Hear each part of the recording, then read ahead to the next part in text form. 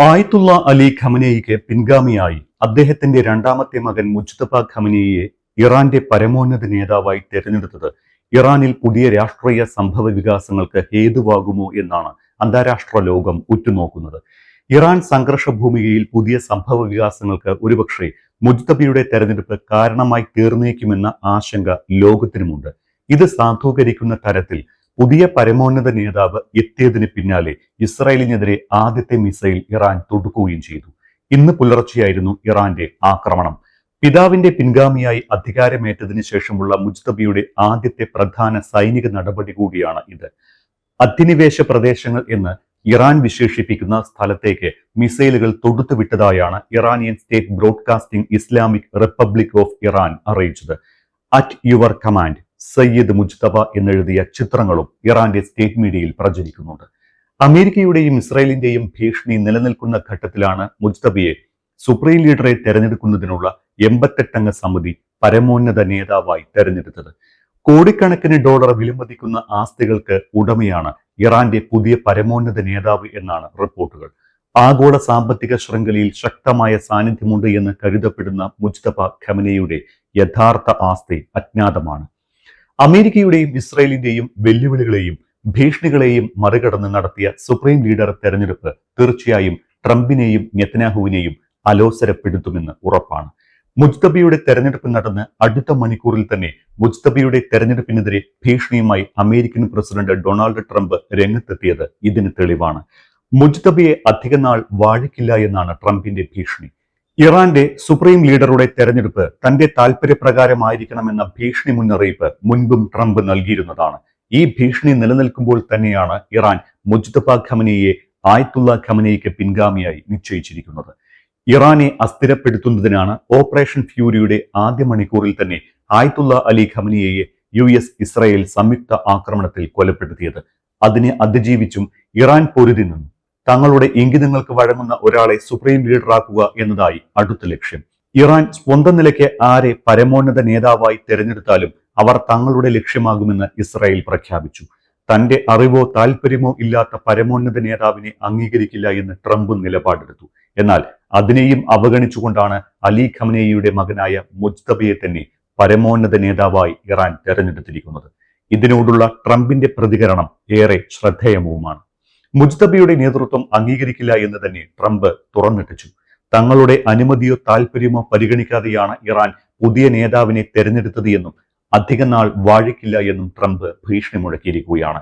ഇറാനിലെ ഭരണ സംവിധാനം തന്നെ ഇല്ലാതാക്കുമെന്നും ആവശ്യമെങ്കിൽ കരസേനയെ അയക്കുമെന്നും ട്രംപ് ആവർത്തിക്കുകയും ചെയ്തു. ഇതാണ് ഇറാനിൽ പുതിയ സംഘർഷങ്ങൾക്ക് ഇത് കാരണമാകുമോ എന്ന ആശങ്ക അന്താരാഷ്ട്ര ലോകത്തിന് ഉണ്ടാകാൻ കാരണം. ഇറാന്റെ പരമോന്നത നേതാവ് ആരായാലും അവരെ വധിക്കുന്നതാകും തങ്ങളുടെ ലക്ഷ്യമെന്ന് ഇസ്രയേലും നേതാവായി മുജ്തബയെ വാഴിക്കില്ലെന്ന് അമേരിക്കയും പ്രഖ്യാപിച്ച സ്ഥിതിക്ക് ഏത് വിധേനയും മുജ്തബയെ ഇല്ലാതാക്കുകയാകും സഖ്യസേനയുടെ ലക്ഷ്യം. ആയത്തുള്ള ഖമനേയിയുടെ പിൻഗാമിയായി മുജ്തബ തെരഞ്ഞെടുക്കപ്പെട്ടതോടെ ഇനി ഇറാൻ സംഘർഷത്തിൽ വരാൻ പോകുന്ന മാറ്റം ഏത് രീതിയിലായിരിക്കുമെന്നും അന്താരാഷ്ട്ര ലോകം ഉറ്റുനോക്കുന്നുണ്ട്. ഇറാൻ സംഘർഷം അവസാനിപ്പിക്കുന്ന തരത്തിൽ മുജ്തബയുടെ എന്തെങ്കിലും തീരുമാന പ്രഖ്യാപനം ഉണ്ടാകുമോ എന്നാണ് അറിയേണ്ടത്.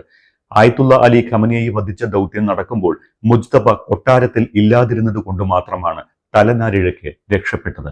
അന്ന് അദ്ദേഹത്തിന്റെ ഭാര്യ സഹറത്ത് ഹദ്ദാദ് അദേലും കുഞ്ഞും അമേരിക്കൻ ഇസ്രായേൽ സംയുക്ത ആക്രമണത്തിൽ കൊല്ലപ്പെട്ടിരുന്നു.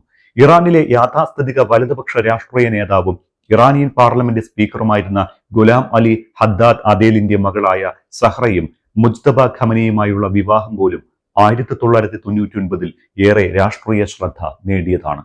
രാജ്യാന്തര റിപ്പോർട്ടുകൾ അനുസരിച്ച് മുജ്തബ ഖമനേയിക്ക് സ്വിസ് ബാങ്കിൽ അക്കൗണ്ട് ഉണ്ട്. $138 മില്യൺ വില മതിക്കുന്ന ഒരു ആഡംബര വീട് ബ്രിട്ടനിലുണ്ട് എന്നാണ് കരുതപ്പെടുന്നത്. ഇതിനു പുറമെ ലണ്ടനിലെ ആഡംബര വീടുകൾ, ജർമ്മനി, സ്പെയിൻ എന്നീ രാജ്യങ്ങളിൽ ഉൾപ്പെടെ ഹോട്ടലുകൾ അടക്കമുള്ള വ്യാവസായിക സംരംഭങ്ങൾ ഉണ്ട് എന്നും വിശ്വസിക്കപ്പെടുന്നു. യൂറോപ്പ്, ഗൾഫ്, വടക്കേ അമേരിക്ക എന്നിവിടങ്ങളിൽ ഉടനീളമുള്ള പല പ്രോപ്പർട്ടികളിലും നിക്ഷേപങ്ങളുണ്ടത്രേ. ലണ്ടനിലെ എക്സ്ക്ലൂസീവ് ബിഷപ്സ് അവന്യൂവിലാണ് സ്വത്തുക്കളിൽ ചിലത്. ശതകോടീശ്വരന്മാരുടെ നിര എന്ന് വിളിക്കപ്പെടുന്ന ഇവിടെ ആസ്തി സ്വന്തമാക്കുന്നതിന് തന്നെ വലിയ തുക ചിലവഴിക്കേണ്ടി വരും. ഇത് സംബന്ധിച്ച ഔദ്യോഗിക വിവരങ്ങൾ ലഭ്യമല്ലാത്തതിനാൽ ഇക്കാര്യത്തിൽ ഇപ്പോഴും ദുരൂഹത നിലനിൽക്കുന്നുമുണ്ട്. 56-കാരനായ മുജ്തബ ഖമനേയി ഇറാന്റെ സജീവ രാഷ്ട്രീയത്തിൽ ഇടപെട്ടു തുടങ്ങിയിട്ട് കഷ്ടിച്ച് 1.5 പതിറ്റാണ്ട് പിന്നിട്ടതേയുള്ളൂ. ഇസ്ലാമിക തിയോളജിയിൽ അഗാധ പാണ്ഡിത്യം നേടിയ മുജ്തബ ഖൂമിൽ പുരോഹിതനായിരുന്നു. അതിനുശേഷമാണ് 2009 മുതൽ മുജ്തബയെ കുറിച്ച് ലോകം കേട്ടു തുടങ്ങിയത്. അതും 2009 മഹ്മൂദ് അഹ്ദി നജാദ് ഇറാൻ പ്രസിഡന്റ് ആയിരുന്ന സമയത്ത് നടന്ന സർക്കാർ വിരുദ്ധ പ്രക്ഷോഭകാലത്ത് സമരത്തെ അടിച്ചമർത്താൻ നജാദുമായി ചേർന്ന് പ്രവർത്തിച്ചു എന്ന തരത്തിൽ. ഇന്നത്തെ ഇറാന്റെ പിറവിക്ക് മുൻപ് പഹ്ലവി ഭരണകൂടത്തിന്റെ രാജഭരണത്തിനെതിരായ പ്രക്ഷോഭം ആയത്തുള്ള അലി ഖമനിയെയും ആയത്തുള്ള ഖൊമനിയെയും ചേർന്ന് നയിക്കുമ്പോൾ മുജ്തബയ്ക്ക് 10 വയസ്സ് മാത്രമാണ് പ്രായം. മഹാബാദിൽ മതപഠന വിദ്യാർത്ഥിയായിരുന്നു അന്ന് മുജ്തബ. ഏതാണ്ട് 30 വയസ്സുവരെ ഇസ്ലാമിക് തിയോളജിയിൽ ആഴത്തിലുള്ള പഠനം നടത്തിയ ശേഷമാണ് മുജ്തബ ഖൂമിൽ പുരോഹിതനായത്. 2009 കാലഘട്ടത്തിൽ ഇറാനിൽ സർക്കാർ വിരുദ്ധ പ്രക്ഷോഭം നടക്കുമ്പോൾ അന്നത്തെ പ്രസിഡന്റ് നജാദിന് മുജ്തബയുടെ പിന്തുണയുണ്ടായിരുന്നു. അതുകൊണ്ട് തന്നെ പ്രക്ഷോഭം അടിച്ചമർത്താൻ മുജ്തബയും പങ്കുചേർന്നുവെന്ന ഒരു കഥ അദ്ദേഹത്തെക്കുറിച്ച് പറഞ്ഞു കേൾക്കുന്നുണ്ട്. പ്രക്ഷോഭം ഇല്ലായ്മ ചെയ്യാൻ IRGCയുടെ അർദ്ധ സൈനിക വിഭാഗത്തിന്റെ നേതൃത്വത്തെ അണിയറയിൽ നയിച്ചത് മുജ്തബയായിരുന്നു എന്നത് ഇറാന്റെ ചരിത്ര രേഖകളിലുണ്ട്. പിന്നീട് നജാദ് തന്നെ മുജ്തബയെ തള്ളിപ്പറഞ്ഞതും ഇരുവരും 2 പക്ഷത്തായതും മറ്റൊരു ചരിത്രം. കാര്യമെന്തായാലും ഇറാന്റെ ഔദ്യോഗിക സേനയായ ഇസ്ലാമിക് റവല്യൂഷണറി ഗാർഡ് കോർ അഥവാ IRGCയിൽ തന്റെ കൗമാരകാലം മുതൽ പ്രവർത്തിച്ചു വരുന്നയാളാണ് മുജ്തബ. തനിക്ക് 17 വയസ്സുള്ളപ്പോൾ തന്നെ മുജ്തബ IRGCയുടെ ഹബീബ് ബറ്റാലിയനിൽ അംഗത്വം എടുത്തിരുന്നു. 1980 ഇറാൻ ഇറാഖ് യുദ്ധത്തിലും മുജ്തബ പങ്കെടുത്തിട്ടുണ്ട്. 2019 US ട്രഷറി ഡിപ്പാർട്ട്മെന്റ് മുജ്തബയ്ക്കെതിരെ ഉപരോധം ഏർപ്പെടുത്തിയിരുന്നു. 2024 അസംബ്ലി ഓഫ് എക്സ്പേർട്സ് പുനഃസംഘടിപ്പിച്ചപ്പോൾ തന്നെ മുജ്തബയായിരിക്കും ഖമനേയിയുടെ പിൻഗാമിയെന്ന് പലരും എഴുതിയിരുന്നതാണ്. എന്നാൽ ജീവിച്ചിരിക്കെ ഒരിക്കൽ പോലും ഖമനേയി തന്റെ പിൻഗാമി ആരാണ് എന്ന് പറഞ്ഞിരുന്നില്ല. കൊല്ലപ്പെട്ട മുൻ പ്രസിഡന്റ് ഇബ്രാഹിം റയീസിയുടെ പേരും ഉയർന്നു കേട്ടിരുന്നു. മറ്റൊരു യാദൃച്ഛികത കൂടി മുജ്തബയുടെ സുപ്രീം ലീഡർ തെരഞ്ഞെടുപ്പിനുണ്ട്. ഇന്ന് മുജ്തബ സുപ്രീം ലീഡറാകുന്നത് US ഇസ്രായേൽ സേനയുടെ ആക്രമണത്തിൽ നിന്ന് രക്ഷപ്പെട്ടാണ്. ഖമനേയ്ക്കൊപ്പമാണ് മുജ്തബയും കുടുംബത്തോടൊപ്പം താമസിച്ചിരുന്നത്.